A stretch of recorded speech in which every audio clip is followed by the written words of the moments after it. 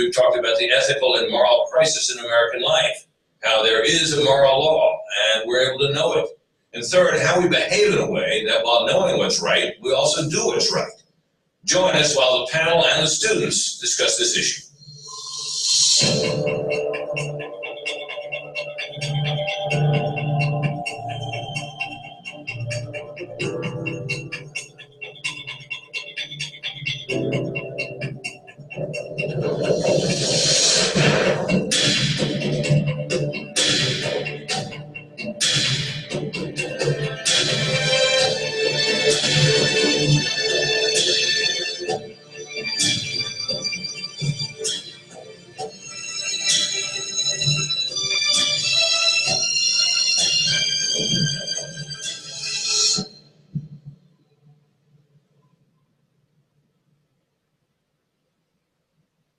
Our panel today has an additional member, Dr. Scott Ray, Professor of Philosophy of Religion and Ethics at Biola University's Talbot School of Theology. Dr. Ray is respected in the field of medical and business ethics. He joins our other panelists, Michael Miller of the Acton Institute, Dr. Robert George, Professor of Jurisprudence here at Princeton, Charles Colson, founder of Prison Fellowship and the Colson Center for Christian Worldview, and Dr. Glenn Sunshine of Central Connecticut University. Today we're going to be discussing the ethical implications of how we treat one another as human beings. These are pressing questions, particularly at a time when medical costs are rising and increasing numbers of people are in need of services. How do we decide who gets treated and who does not? Who makes the decisions? And what are the standards we follow? This is nothing less than a question of life and death for each one of us. This question was posed in the flash of a second on a battlefield in a distant land when Dr. Ken Swan, then a field doctor in Vietnam, was the triage surgeon receiving critically injured soldiers. Here's Dr. Swan. The triage officer should be your most experienced, most senior in terms of judgment. Triage officer does not treat, does not touch a patient. He only gets fed information. So you walk down the line, tell me about your patient, tell me about your patient, tell me about your patient. Who goes to the operating room first? Who goes immediately? Who goes to expectant? Who goes to walking wounded? I was the SOD, surgeon of the day.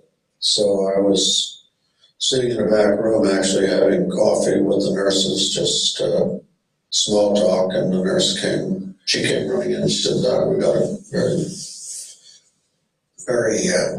badly injured guy out here. You got to come out right away. So I went out and took a look at him, and he was lying in a stretcher. He was really badly injured. And he was, just one look at him, I could see his lower extremities were bad. And there were sticks and cigarette butts and all kinds of garbage. And I talked to him and I said, how you doing, Kenny? His name was the same as mine, so I picked up on him. He said, well, I think I left my legs in the helicopter, Doc.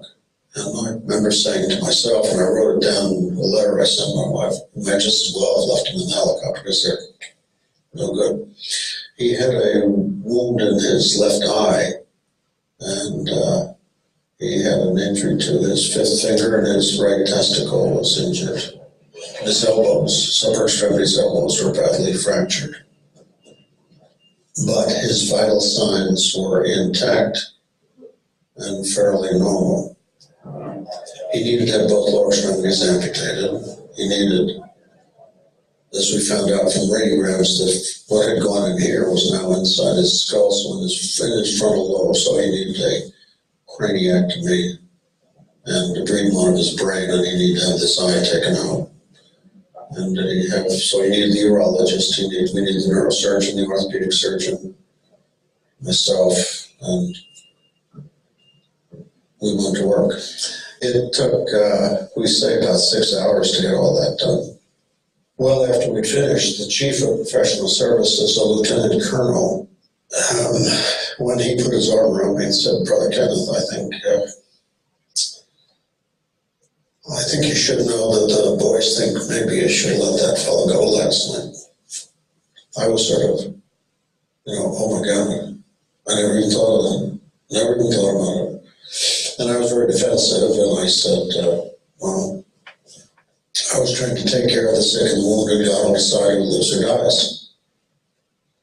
And I stuck by that until I realized that no, he was right and I was wrong because I don't have that much experience. The chaplain's assistant said, I just want to let you know that Kenny made it home. My parents wrote me and told me. And then I realized, oh my God, I sort of thought he was going to succumb. And the fact that he's now back home, that meant, where is he going to be? What's going to happen to him? And he was from a farm area in Alabama. And I pictured him with mother and father in a farmhouse in a back room, blind and confined to bed, and probably cigarette ashes all over him and a can of beer next to him or something like that. And I thought how hideous that was. An agonizing question there. Chuck? I wrote about Dr. Swan in one of my books, How Now Should We Live, because I saw on television the joyous reunion with Ken McGarty when he came back and discovered that the man he had saved was living a full life and was married and had children. So, in my mind, at least he made the right decision, even though his commanding officer chastised him for it, and even though Dr. Swan would tell you to this day that he has doubts about whether he really did the right thing. But that's an awkward situation. That's the most morally difficult situation anybody ever faces. Robbie? He did the right thing, and I don't think that he should have any doubts. At the foundation of our thinking about ethics is the basic principle that every human being, regardless of how rich or poor, intelligent or not so intelligent, robust and healthy or severely debilitated, possesses a profound, inherent, and equal dignity and a right to life. So we must never suppose that there are some lives unworthy of being lived, that there are lives unworthy of life, that there are useless eaters, that there are people who are better off dead. Even if you accept that, I mean, the choice is not often between whether to let some one person live or die. It's whether to how to allocate the scarce resources at your disposal. Even if you accept that every one of these people who may be lying there in need of treatment is in the image of God and equally deserving of life. Your thoughts? I think those are two different uses of the idea of triage. What Dr. Swan, I think, referred to as the normal way that triage is done. That's a medical decision about how to allocate scarce resources when you can't save everybody. And those are medical decisions based on the likelihood of survival. Rob, what you're referring to is a different sort of triage where the basis on which those judgments are made are value judgments about the value of a person. And that's a different sort of decision that we have to make today. Right. I think that Professor Ray is correct. I mean, the existence of life, because we're created in the image and likeness of God, because we have inherent dignity, life is valuable whether we are productive or not.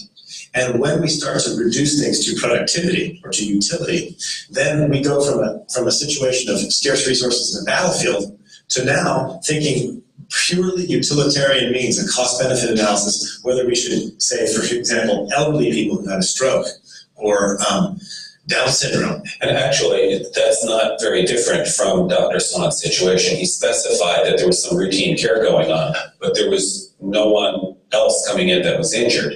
So it wasn't a matter of deciding to treat him and leaving someone else untreated.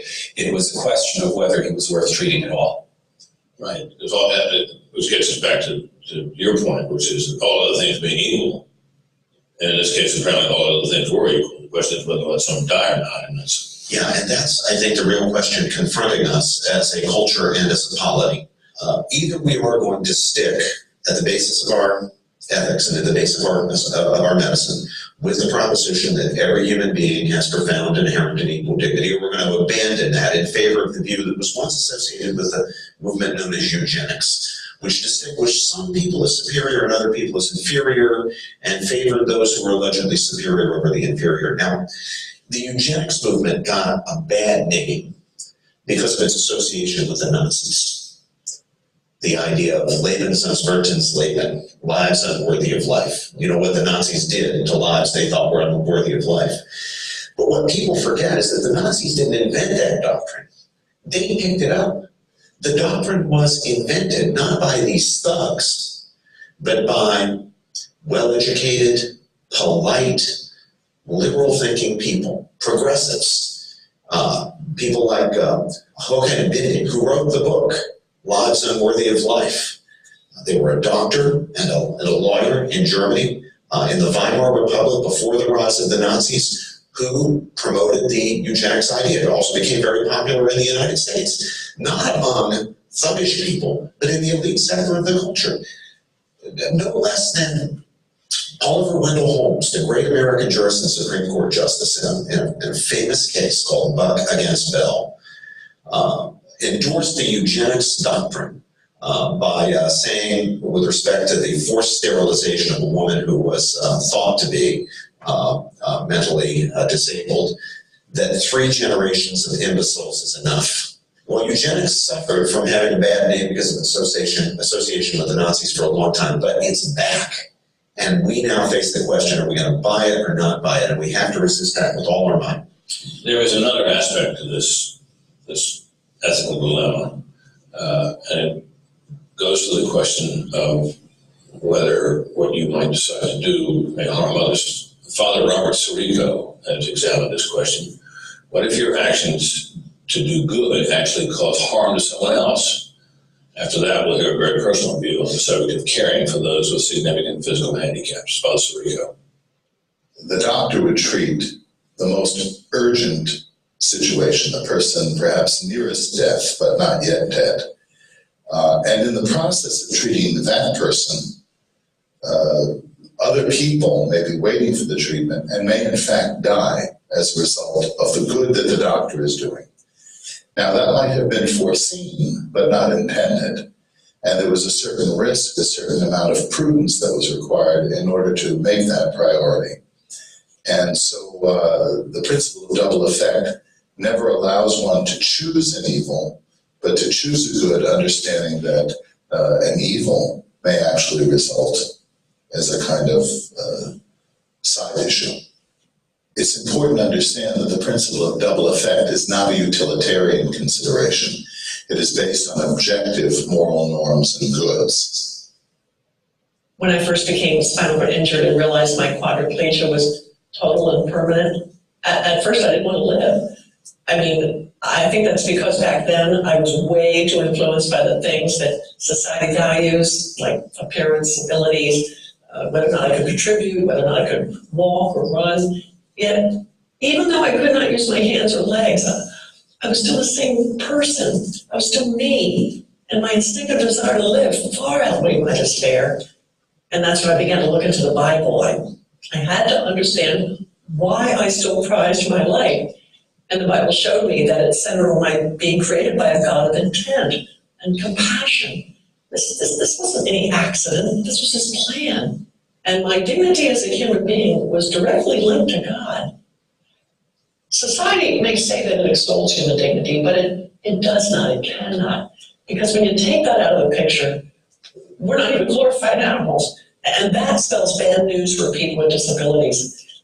Quadriplegics like me have never fared well in societies that view life as dispensable. When society attaches like value to how a person functions or what they can contribute or do, then people with severe disabilities or the elderly or anyone who's weak, their lives are at risk. So not only must life not be destroyed, it must be honored. And the way we treat those who are weak is a reflection of what we value. And if we prize the God of all creation, we will value the life he's made. This issue is very personal to some of us. I have a 19-year-old autistic grandson who, with Dr. Peter Singer here at Princeton, who believes in the utilitarian calculus for determining who lives and who dies, had his way, would have been killed the moment he was born. So I take it very personally because I've seen how Max, my grandson, has affected the lives of thousands of people. He's a great blessing. He's transformed our whole family. He's taught us about love in a whole new dimension. And Johnny Erickson Ty, you just saw, has done over the last 40 years the most remarkable work around the world. I've gone all over the world and seen Johnny's wheelchairs, the programs she has started to help other people with disabilities. We haven't the power to play God. Dr. Swan did the right things. Tarico gave us the right explanation. That is, it's our intention that matters, and we must never fall into the trap that we fell into in this country earlier this century, and that is eugenics. That's exactly what Robbie said. That's the alternative. So let's open this up to the students. Yes, in the back. Thank you. I'd like to thank the panel for this interesting discussion. I think it's a really important issue.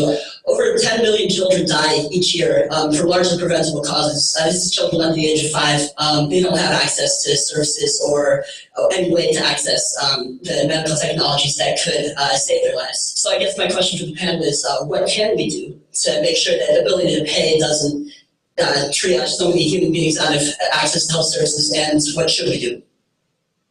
Go ahead. Well, one of the things that we need to do is organize our healthcare systems in such a way as to make fundamental healthcare that's really necessary, available to people as broadly as possible, irrespective of ability to pay. Now, there are some people who might actually just rush to the judgment from that premise that means we should have the government run the healthcare system. We should socialize medicine. I suspect that most of those people haven't lived under socialized medicine, which I happened to do when I lived in England for 5 years.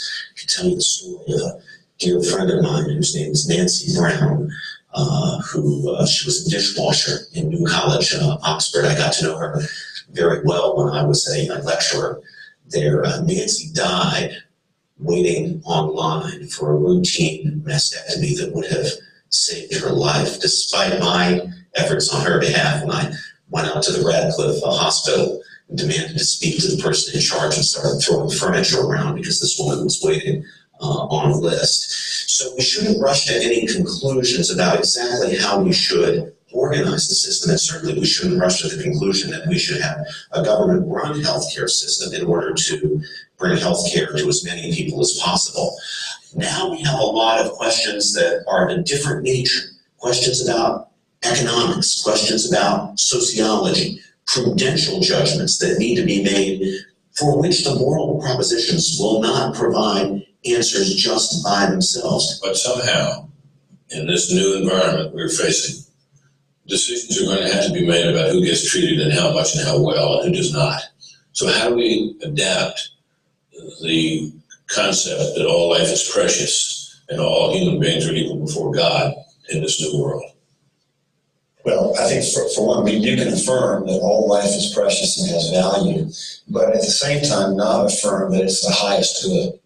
And so, theologically speaking, from Christian worldview, if death is a conquered enemy, then it need not always be resisted. And under certain circumstances, it is appropriate to say enough to certain treatments that only... Who gets to make I've made that call myself in my own life. When my mother dying of cancer could have been kept going for an indefinite period of time. We all know about such cases. And a rational and I think even a Christian decision can be made to say, okay, enough is enough. But who gets to make that call? This, in the case that I describe, as family. My father and I made that decision. But decisions are going to be made along these lines. Who gets to make them? The danger comes, and I think we're coming perilously close to us, where somebody else is going to make that decision for us. In fact, practically speaking, in fetal care cases, not on hospitals, that decision is being taken out of the hands of the family.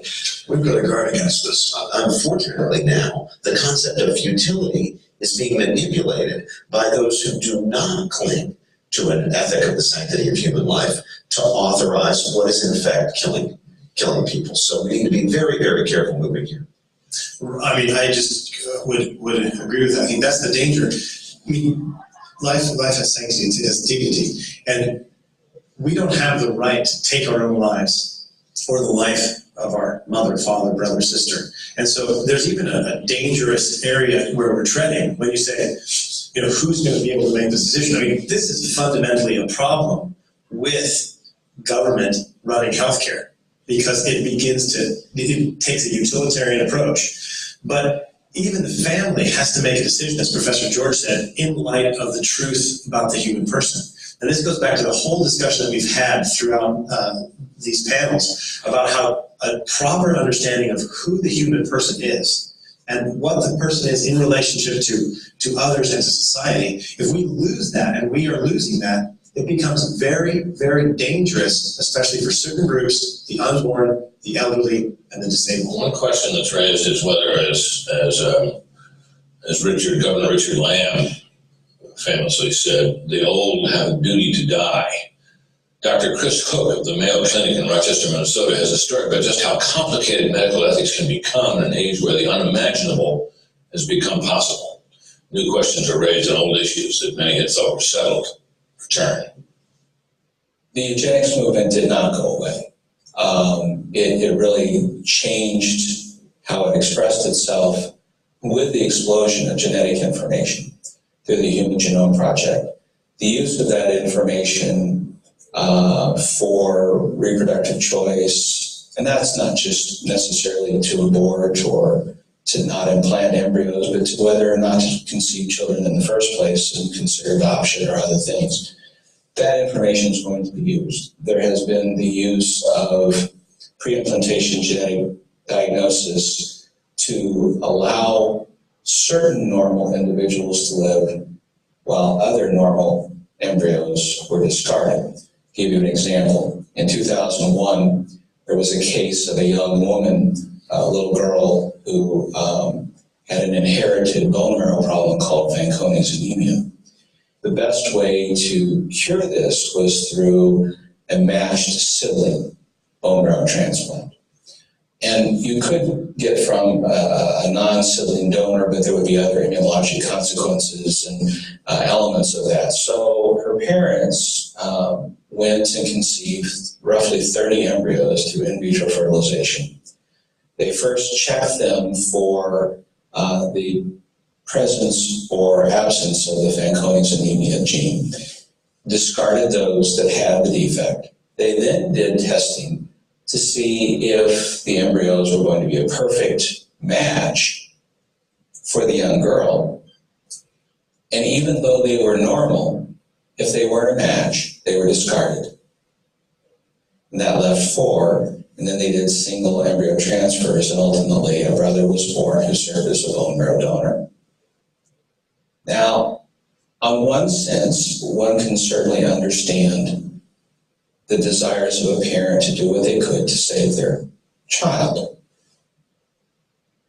But when we engage in something like that, we have already subscribed to utilitarian calculus that says it's okay to let us use genetic information to determine whether some people can exist for the use of others or don't have the right to exist at all. And so eugenics is very much alive and well. It's just being expressed in different ways. So the question arises, can we or should we destroy life to create life? That's in part what embryonic stem cell research is all about. Gentlemen? Well, the first thing I think that we have to be clear about is that a human embryo is in fact a human being at a very early stage of development, but it's not a non-human creature or a subhuman creature.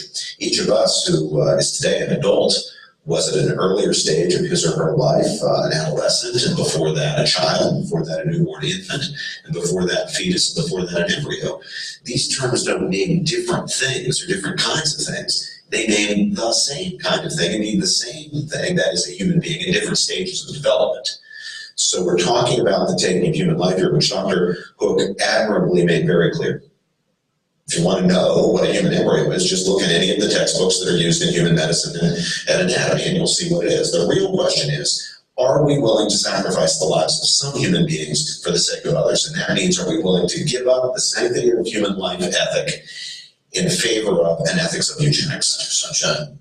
2 things here. One of them is frequently people will make a distinction between, okay, it's a biologically human organism, but it's not a person.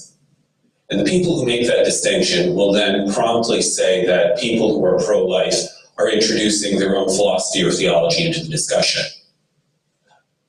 Those two don't really go together, because as soon as you distinguish between a human organism and a person, you're the one who's bringing in philosophical categories. The argument from the pro-life side is that this is a biological human being. That is a scientific fact. And as a biological human being, it has rights. But as a matter of law, it has been treated by the courts, if I understand it correctly, as a question of when is personhood, as you just mentioned, achieved? When is that reached? And that seems to me to be the basis on which the courts are now treating this. Go ahead. I mean, that is one of the fundamental problems.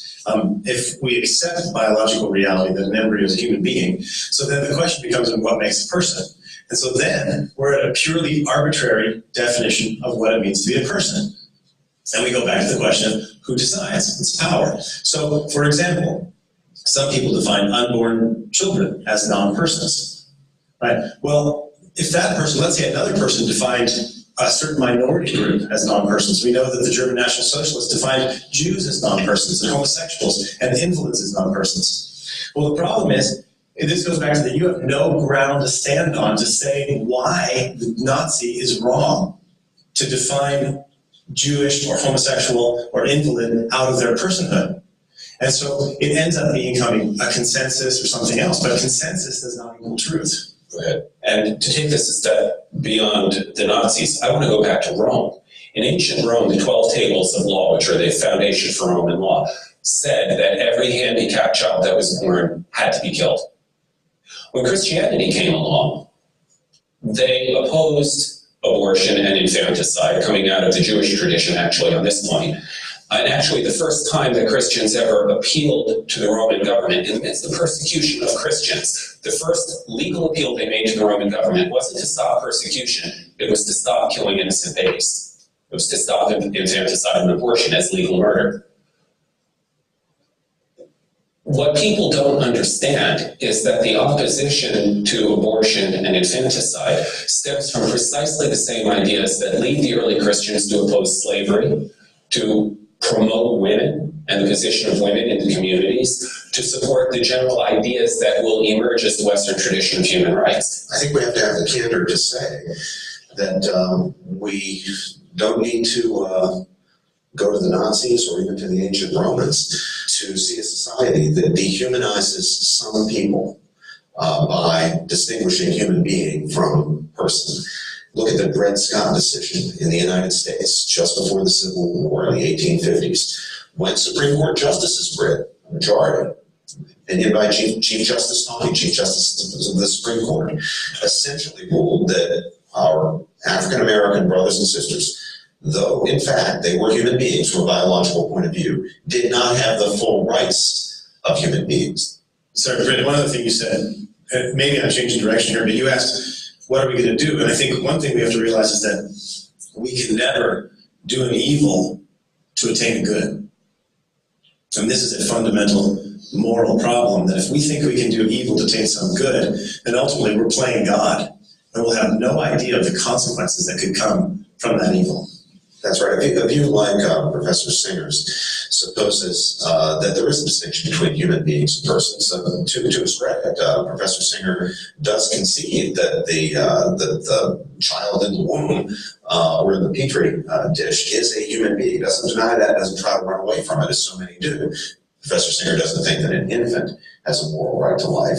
There's not a moral argument against infanticide. There might be political considerations, there might be other considerations, but infanticide in itself isn't morally wrong. And he thinks that there are some post-personal human beings, that is, human beings who once were persons, but because of dementia or being in a coma or a persistent vegetative state or mentally conscious state are no longer persons. And of course, he believes that there are some human beings who are not now, never were, never will be persons, severely mentally handicapped individuals. I think this discussion is the most important one you can engage in ethics today. Unfortunately, a lot of people put slogans and catchphrases like pro-life, pro-choice. It's much deeper than that. The question is, what does it mean to be human? And we live in an environment today, the emergency regulations put out for the flu epidemic, right in the beginning said, in the case of an epidemic, when medical resources are scarce, we'll do the greatest good for the greatest number. That sounds plausible, but it is deadly dangerous. There are, as Aldous suggests, no easy answers here, particularly in this complex age with genetic and biological research proceeding so rapidly. But if this discussion doesn't establish anything else, it does clearly indicate that this is one of the major issues that Americans must consider. It's one which involves every single person in the most intimate way. Join us in the next section as we discuss the ethics of business and commerce.